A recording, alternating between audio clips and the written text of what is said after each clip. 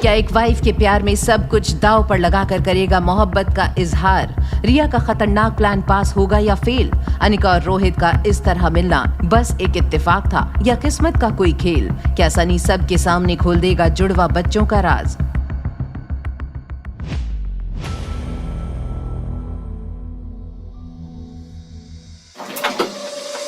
रोहित मारवा सनी और आर्यन को third floor पर अचानक देखकर रिया को समझ नहीं आया कि अब क्या करना चाहिए। वो दौड़कर कॉरिडोर में गई और बड़े से गमले के पीछे जाकर छुप गई, लेकिन तब तक सनी की नजर उस पर पड़ चुकी थी। दो आर्यन, रोहित भैया, दो आर्यन है। क्या बकवास कर रहे हो तुम सनी? भैया एक नहीं बल्कि 2 आर्यन है। सनी गेम खेल खेल कर आंखों के साथ तुम्हारा दिमाग भी खराब होता जा रहा है। मैं सच बोल रहा हूँ, मैंने अपनी आंखों से देखा। एक आर्यन हमारे साथ और एक अभी सामने खड़ा था। भैया यहाँ तमाशा मत बनाओ, सब देख रहे हैं सनी। सॉरी भैया, तुम दोनों अंदर चलो, मैं एक जरूरी कॉल करके आता हूँ। इससे पहले कि रोहित की नजर रिया पर पड़ती, वो सही मौका देखकर सामने जा रही सर्विस ट्रॉली में छिप गई थी। ट्रॉली से एक टॉवल और एक ब्लैक चश्मा लगाकर रिया अपना भेष बदलकर आर्यन और सनी को वीआईपी लाउंज में जाते देख रही थी। जैसे ही आर्यन की नजर रिया पर पड़ी, तभी वहाँ रोहित भी आ गया। पापा, मैं सामने रहने वाली अपनी न्यू फ्रेंड के साथ प्ले एरिया में खेलने जा सकता हूँ प्लीज? ओके, प्ले एरिया में ही खेलना और जल्दी वापस आ जाना। पहले तो रोहित आर्यन के जाने से मना करने वाला था, पर रिया को देखकर वो आर्यन को मना नहीं कर पाया, जो इस भेष में कार्टून लग रही थी। उसने आर्यन को पहली बार किसी को दोस्त बनाते हुए देखा था। उनके वहाँ से जाते ही रोहित ने सनी से पूछा, सनी, क्या यही अनिका की डॉटर है? हाँ, शायद इसीलिए ये भी इतनी अजीब है। कितनी फनी लग रही थी ऐसे गेटअप में। बाहर जो तुमने हरकत की है उसके मुकाबले ये कुछ भी नहीं है सनी। भैया आप अंदर चलिए, मैं जरा बच्चों पर नजर रखता हूँ ताकि कोई गड़बड़ ना हो। आई एम इम्प्रेस्ड, पहली बार कुछ सही सोचा तुमने। जब रिया आर्यन के साथ जा रही थी, तभी सनी की नजरें उसके जूतों पर पड़ गई थी। वो समझ गया था कि ये वही है जिसको उसने कॉरिडोर में देखा था। यहाँ सनी सच जानने के लिए उनके पीछे चला गया, तो दूसरी तरफ होटल लॉबी में गुलेरिया परिवार डोगरा परिवार का इंतजार कर रहे थे। माँ देखो, कुणाल कैसे मुंह लटका कर आ रहा है। ये सब उस अनिका की वजह से हुआ है। मुझे तो पहले ही पता था कि वो कुणाल को फंसाने की कोशिश कर रही थी। ये तो अच्छा हुआ कि अब कुणाल को भी उसकी असलियत पता चल गई। बस भी करो कामिनी, बेवजह कुछ भी बोले जा रही हो। हेलो सर, दिल्ली वाले मल्होत्रा इस वक्त मनाली के होटल पैराडाइज में किसी मीटिंग को अटेंड कर रहे हैं। उनसे डील करने का ये सही मौका है। क्या? किस फ्लोर पर है वो? सर, 3rd फ्लोर के वीवीआईपी लॉन्च में है उनकी मीटिंग। ओके, मैं अभी आता हूँ। इससे अच्छा मौका नहीं मिल सकता मुझे। अगर एक बार मिस्टर मल्होत्रा से डील हो गई तो मनाली का सबसे बड़ा आदमी बनने से कोई नहीं रोक सकता मुझे। यहाँ कुणाल खुश होकर 3rd फ्लोर के लिए निकल गया था, तो वहीं दूसरी तरफ अनिका और अंजलि को वीवीआईपी लाउंज में आता देख रोहित सरप्राइज हो गया। जैसे ही रोहित और अनिका की नजरें टकराईं, वो एक दूसरे को देखते ही रह गए। दोनों के बीच एक अनसुनी खामोशी थी। तभी अनिका ने पूछा, मेरी बेटी रिया वो नहीं आई अभी तक? वो मेरे बेटे आर्यन के साथ प्ले एरिया में खेलने गई है। डोंट वरी, वो सेफ है वहाँ। आई एम सो सॉरी, वो मेरी बेटी थोड़ी शैतान है, मगर आप चिंता मत कीजिए, मैं अभी उन्हें लेकर आती हूँ। अनिका को पता था कि रोहित मारवा उसे पहले से ही अपने बेटे का दुश्मन समझता था और रिया का उसके बेटे आर्यन के साथ खेलना सेफ नहीं था। अनिका बिना समय जाया किए रिया को लेने वहाँ से निकल गई। वो कॉरिडोर से जा ही रही थी कि तभी वो किसी से टकरा गई। सॉरी। अनिका जिस आदमी से टकराई वो कोई और नहीं, उसका एक्स पति कुणाल डोगरा ही था। उसको अचानक देखकर अनिका थोड़ी घबरा गई थी। तभी कुणाल डोगरा, जो कि इतने दिनों से सिर्फ और सिर्फ अनिका के ख्यालों में खोया हुआ था, फौरन घुटनों के बल बैठकर बाहें फैलाता हुआ अनिका से बोला, अनिका, मैंने जब से तुम्हें वापस मनाली में देखा है, सिर्फ और सिर्फ तुम्हारे बारे में सोचता हूँ, तुम्हें याद करता हूँ, तुमसे प्यार करता हूँ। I love you. कुणाल ने अपने दिल की बात अनिका से कह दी थी। जितनी खुशी और उम्मीद कुणाल के चेहरे पर झलक रही थी, उतनी ही नफरत अनिका की आंखों में उतर आई थी। अनिका के कानों में कुणाल का आई लव यू बार बार गूंज रहा था। उसका मन तो कर रहा था कि वो कुणाल के चेहरे पर एक थप्पड़ जड़ दे, लेकिन उसके उसूलों ने उसे ये करने से रोक दिया। अपने गुस्से पर काबू पाते हुए अनिका वहाँ से बिना कुछ बोले जाने लगी। अनिका, प्लीज मेरी बात तो सुनो। उस दिन जो कुछ भी हुआ, उसके बाद से मेरा किसी काम में मन ही नहीं लग रहा। मैं दिन रात सिर्फ तुम्हारे बारे में ही सोचता रहता हूँ। अनिका पर कुणाल की बातों का रत्ती भर भी असर नहीं हो रहा था। वो बस किसी भी कीमत में रिया तक पहुंचना चाहती थी, लेकिन कुणाल इतनी आसानी से अनिका का पीछा नहीं छोड़ने वाला था। अनिका का रास्ता रोकते हुए कुणाल ने कहा, मैं तुमसे बात कर रहा हूँ और तुम मुझसे दूर जा रही हो। तुम्हारी बकवास सुनने के लिए मेरे पास वक्त नहीं है। हट जाओ मेरे रास्ते से। मेरा यकीन करो अनिका, हम दोनों साथ मिलकर फिर से एक नई जिंदगी शुरू कर सकते हैं। जस्ट शट अप कुणाल, मुझे तुम में और तुम्हारी बातों में कोई इंटरेस्ट नहीं है। आई नो तुम शायद फ्यूचर को लेकर परेशान हो, बट तुम्हें उसकी चिंता करने की कोई जरूरत नहीं है। मनाली से कुछ दूर तुम्हारे लिए एक बड़ा सा बंगला होगा, नौकर चाकर होंगे और तो और हर महीने तुम्हारे अकाउंट में 1.5 लाख रुपए भी आ जाएंगे। तुम्हारी इतनी औकात नहीं है कि तुम मुझे खरीद सको, समझे? अनिका की ये बातें कुणाल के दिल में तीर की तरह चुभी, लेकिन प्यार के मामले में कुणाल इतनी आसानी से हार मानने वालों में से नहीं था। कुणाल ने इस बार अपने रुतबे से अनिका को इम्प्रेस करने की कोशिश में कहा, तुम्हें पता है या नहीं, लेकिन मैं यहाँ मल्होत्रा के साथ डील करने आया हूँ और अगर उनके साथ आज मैंने ये डील क्रैक कर दी तो 1 साल के अंदर मैं मनाली का सबसे अमीर आदमी बन जाऊंगा और मैं का मतलब हम दोनों से है। मल्होत्रा का नाम सुनकर एक पल के लिए ही मानो अनिका के पांव डगमगा गए। आखिर मल्होत्रा और कुणाल के बीच क्या है कनेक्शन? मैंने कहा ना, तुम्हारी औकात नहीं मुझे खरीदने की। ओह, मैं समझ गया। तुम्हें अपनी बेटी की चिंता है ना, मैं उसे भी अपनाने के लिए तैयार हूँ, लेकिन मैं उसे अपने नाम और जायदाद का हिस्सा नहीं बना पाऊंगा। अगर तुम्हें मेरी ये शर्त मंजूर है तो मैं तुम्हारी सारी गलतियाँ माफ कर दूंगा। किस गलती की बात कर रहे हो तुम? Are you out of your mind? आखिरी बार बोल रही हूँ, हट जाओ मेरे रास्ते से।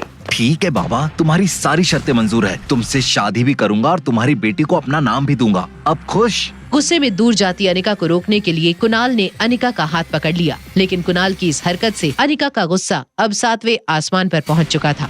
लेकिन इसके पहले कि अनिका उसका हाथ छुड़ा पाती, अनिका को पीछे से एक जोर का धक्का लगा और उसका सिर सामने वाली दीवार से जाकर टकरा गया। ये तुमने क्या किया कामिनी?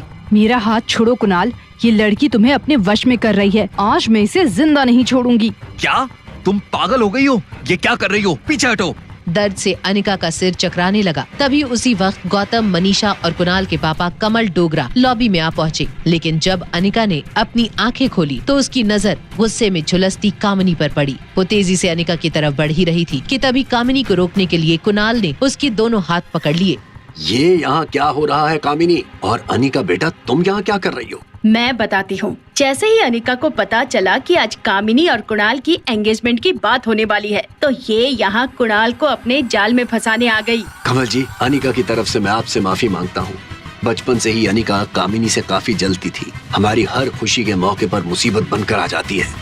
बस कीजिए आप लोग। अनिका के खिलाफ किसी ने एक और शब्द बोला तो देख लेना। लेकिन बेटा, अनिका मुझे किसी जाल में फंसाने नहीं आई थी। एक बात और, अनिका और मैं एक दूसरे से प्यार करते हैं और हमने एक दूसरे से शादी करने का फैसला किया है। कुणाल बेटा, होश में आओ। क्या तुम भूल गए कि इसकी वजह से हम दोनों खानदानों की कितनी बेइज्जती हुई थी? देखिए कमल जी, कुणाल तो बच्चा है अभी, आप इसे कुछ समझाते क्यों नहीं? शादी का फैसला जिंदगी का सबसे बड़ा फैसला होता है, उसे ऐसे जल्दबाजी में नहीं लिया जा सकता। कुणाल, क्या तुम अनिका के साथ फिर से शादी करना चाहते हो? कामिनी को पूरा यकीन था कि कुणाल मना ही करेगा और वो गुस्से भरी नजरों से अनिका को देख रही थी कि तभी कुणाल ने कहा, हाँ पापा, मैं अनिका से प्यार करता हूँ। ये सुनते ही कामिनी की सांसें अटक चुकी थी। उसकी आंखों में कुणाल को खोने का डर साफ दिख रहा था। तो वहीं दूसरी तरफ अनिका अपने सर पर लगी चोट से कर्रा रही थी। वो बस किसी भी तरह इस तमाशे से दूर जाना चाहती थी। तभी कुणाल के पापा कमल डोगरा उसे कहते हैं, अनिका, क्या तुम कुणाल के साथ फिर से शादी करना चाहती हो? नहीं, बिल्कुल नहीं। ये क्या कह रही हो तुम? तुम्हारी इतनी हिम्मत कि तुम मुझे रिजेक्ट करो? तुम्हें एक्सेप्ट या रिजेक्ट करने का सवाल तो तब उठेगा जब मैं तुम्हारे बारे में कुछ सोचूंगी। तुम तो मेरे लिए एग्जिस्ट ही नहीं करते। नहीं। कुणाल, तुम इस लड़की से दूर रहो। ये बड़ी चालाकी से तुम्हें फंसा रही है।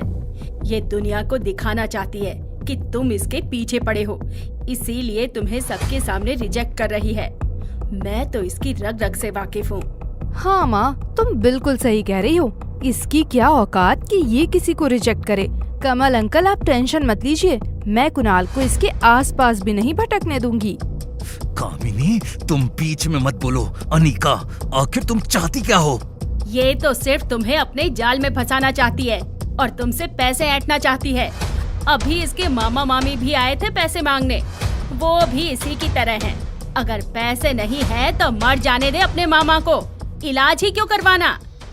किसने कहा कि पैसे नहीं है हमारे पास? भीड़ के बीच से आ रही इस आवाज को सुनकर सभी चौंक गए और पीछे की ओर देखने लगे। अंजलि मल्होत्रा रौबदार कदमों के साथ आगे बढ़ रही थी। ऐसा लग रहा था मानो वहाँ जितने भी लोग खड़े थे उन सब को सांप सूंघ गया था। दूसरी ओर रिया और आर्यन एक दूसरे से मिलकर खुश थे और आपस में बातें कर रहे थे। तभी रिया को लगा कि कोई चुपचाप उनकी बातें सुन रहा है। दोनों एक साथ पीछे मुड़े। सनी चाचू, आप? दो आर्यन? मैंने कहा था कि दो आर्यन है, लेकिन किसी ने मेरी बातों पर बिलीव नहीं किया। मेरा शक सही निकला। सनी चाचू, हम दो नहीं एक ही हैं। मैं आर्यन हूँ और मैं जब चाचू अपना क्लोन बना सकता हूँ। ये मेरी सुपर पावर्स है। मुझे बेवकूफ बनाने की कोशिश मत करो, मुझे सब कुछ पता है। ये सुपर पावर्स जैसी कोई चीज नहीं होती। तुम आर्यन हो और तुम कोई लड़की जो बिल्कुल आर्यन जैसी दिखती हो। चाचू, मेरी बात तो सुनो। मुझे तुम्हारी कोई भी बात नहीं सुननी। मैं अभी जाकर रोहित भैया को सब कुछ बता देता हूँ। सनी चाचू, प्लीज ऐसा मत करो, बस एक बार मेरी बात तो सुन लो। आर्यन की हर एक बात नकारते हुए सनी दूसरे फ्लोर पर जाने लगा। आर्यन ने उसे रोकने की बहुत कोशिश की, मगर वो नहीं माना। वहीं होटल की दूसरी तरफ जैसे जैसे अंजलि मल्होत्रा आगे बढ़ती, वैसे वैसे भीड़ पीछे हटती जाती। किसने कहा कि पैसे नहीं है हमारे पास? आप में से किसी को भी अनिका के मामा की चिंता करने की जरूरत नहीं है, और ना ही अनिका के फ्यूचर की। मिसेस मल्होत्रा, आप यहाँ?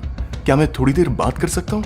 मेरे पास एक बहुत ही बढ़िया बिजनेस प्रपोजल है आपकी कंपनी के लिए। मैं यहाँ अपने बिजनेस के लिए नहीं, फैमिली के लिए आई हूँ, और अनिका मेरी फैमिली है। चलो बेटा, इन लालची लोगों के बीच में रुकने की कोई जरूरत नहीं है। लोगों की भीड़ को चीरती हुई अंजलि अनिका को लेकर वहाँ से जाने लगी। अनिका को तो कुछ समझ ही नहीं आ रहा था कि आज उसके साथ क्या हो रहा था। वो बस अंजलि मामी के साथ चल रही थी। तभी उसने पूछा, लेकिन आप यहाँ अचानक, और हम जा कहाँ रहे हैं? मैंने कहा था ना, मुझे तुम्हें किसी खास गेस्ट से मिलवाना है। वो वेट कर रहे हैं। अनिका, तुम कहाँ जा रही हो? प्लीज मुझसे बात करके जाओ। मारवा इंडस्ट्रीज के मालिक रोहित मारवा अनिका का वेट कर रहे हैं। अनिका, चलो जल्दी। ये सुनकर कुणाल और उसके परिवार को एक और झटका लगा। कुणाल की आंखों में अनिका को खोने का डर साफ नजर आ रहा था। वहीं कामिनी और मनीषा की जलन साफ उनके चेहरे पर नजर आ रही थी। माफ करना रोहित, मैंने बाहर उन लोगों के सामने जो कुछ भी कहा, बस उन्हें जलाने के लिए कहा था। Please don't mind. No problem aunty. Anjali की ये बात सुनकर रोहित काफी हद तक राहत महसूस कर रहा था। तभी बातों ही बातों में अंजलि को अनिका के चंडीगढ़ जाने के बारे में पता चला। अनिका बेटा, तुम रोहित की दादी का इलाज करने चंडीगढ़ जा रही हो ना? तो फ्री होते ही चंडीगढ़ से सीधा दिल्ली चली आना। कुछ दिन अपने ननिहाल में भी तो गुजारो, और वहाँ कब से कोई तुम्हारी राह देख रहा है। मेरी राह? कौन? तुम्हारी नानी। जब से तुम्हारी माँ घर छोड़कर गई थी, तब से आज तक तुम्हारी नानी को अपनी बेटी का इंतजार है। अगर वो एक बार तुम्हें देख लेगी तो उनकी बूढ़ी आंखों को सुकून मिल जाएगा। तुम आओगी ना? अंजलि के इतने प्यार से पूछने पर वो उसे ना नहीं कर सकी, और तभी अनिका को याद आया कि रिया अब तक यहाँ नहीं पहुँची थी। रिया, कहाँ हो तुम? रूम में मॉम, मैं बहुत थक गई थी तो सीधा यहीं आ गई। मैंने तुमसे कहा था ना, मुझे तुम्हें किसी से मिलवाना है। गुस्सा क्यों कर रही हो? बच्ची है वो, खेल कर थक गई तो चली गई रूम में। डोंट वरी, खाने के बाद मैं चलूंगी और मिल लूंगी उससे।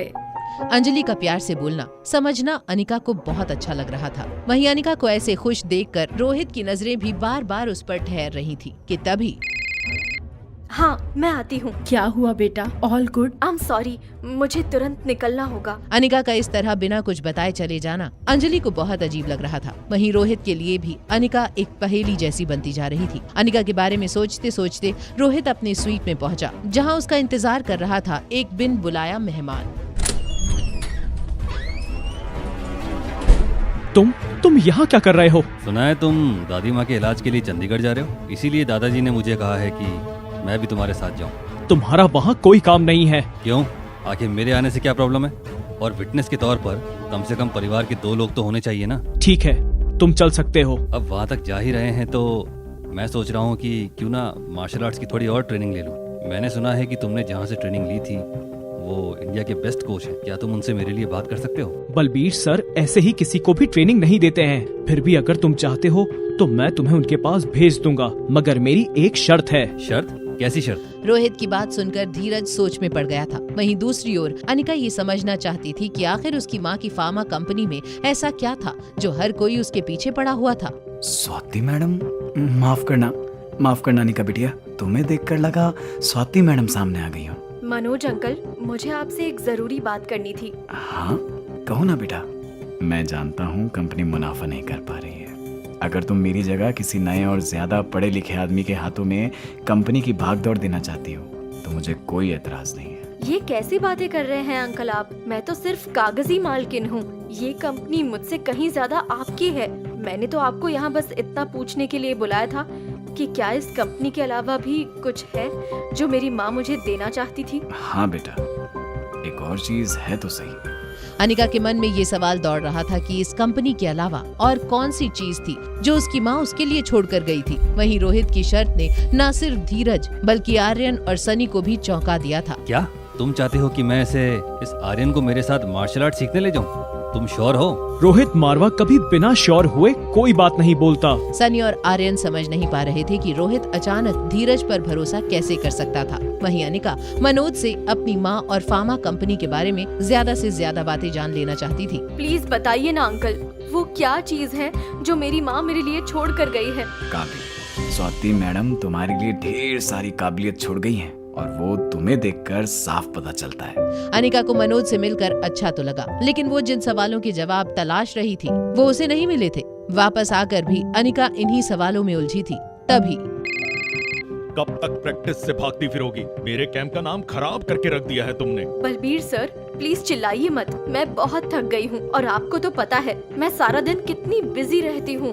तुमसे उम्मीद रखना ही बेकार है। एक काम करो, अपनी बेटी रिया को ही मेरे कैंप में भेज दो। लगता है वही मेरे कैंप का नाम रोशन करेगी। दिन भर की थकी अनिका घर आकर गर्म पानी का शावर लेने लगी कि तभी कमरे में कुछ गिरने की आवाज आई और वो बाथरूम में ही बाथरूम से बाहर आ गई। बाहर आते ही अनिका ने देखा कुछ ऐसा जिसे देखते ही उसकी चीख निकल गई। कौन था वो शख्स जिसे देखकर अनिका इतनी बुरी तरह से घबरा गई थी? आखिर क्यों भेजना चाहता था रोहित मारवा आर्यन को धीरज के साथ? क्या रोहित की दादी की जान बचाकर अनिका पहुँच पाएगी अपने बेटे तक? जानने के लिए देखिए अगला एपिसोड सिर्फ पॉकेट FM के YouTube चैनल पर। और एक लड़की को देखा तो के सारे एपिसोड्स को सुनने के लिए डिस्क्रिप्शन में दी हुई लिंक से डाउनलोड कीजिए पॉकेट FM ऐप।